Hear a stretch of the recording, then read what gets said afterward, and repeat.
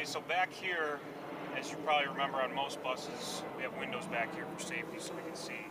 Now obviously in a band situation that doesn't work very well, that makes it very easy to break in, and also if gear slid around would be breaking the glass. So what we want to do is create a secure environment back here for our loading area. So what we did is we cut the rubber seals and we removed the windows. So all these windows came out, and then what we did is we took measurements, and this is 16th thick sheet aluminum, and we chose aluminum because the whole bus body is aluminum, and by doing that we don't cause any metal to metal characteristics of different metals on each other. It's really unlikely for that to happen, but we also like aluminum because it doesn't oxidize the way steel does. It doesn't rust. It does have an oxidation to it, but since we're painting it doesn't really matter. So what we did, the process here is that we cut this panel out, we did the radius cuts, we made sure it fit.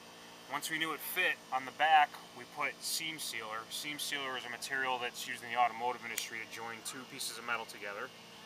And what the seam sealer does is it kind of bonds the metal together. Not only that, but it also creates a weather-tight seal.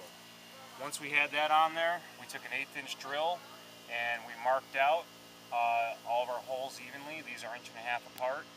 And one person ran along with an 1/8 inch drill, and the other one took the rivet tool, which is an air tool, and popped all the rivets in.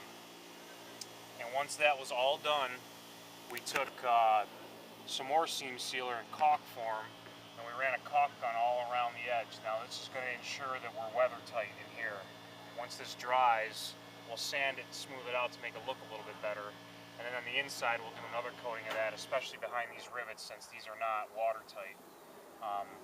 Once we put the epoxy primer on here and the surfacer, that will plug up most of this, and then the inside will seal, and we'll put another layer in there so that everything's safe inside. If you want to take a look on the inside, you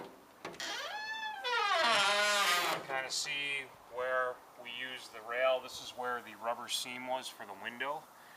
And once we popped that out, we had this nice 1/4 inch surface here that we could rivet to, which was really nice. That worked out really well.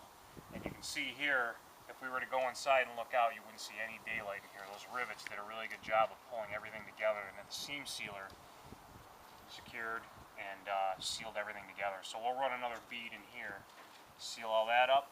Then we're going to put another piece of 1/2 inch foam like you'd put on the outside of a house, and then we're going to cover this with sheet aluminum again.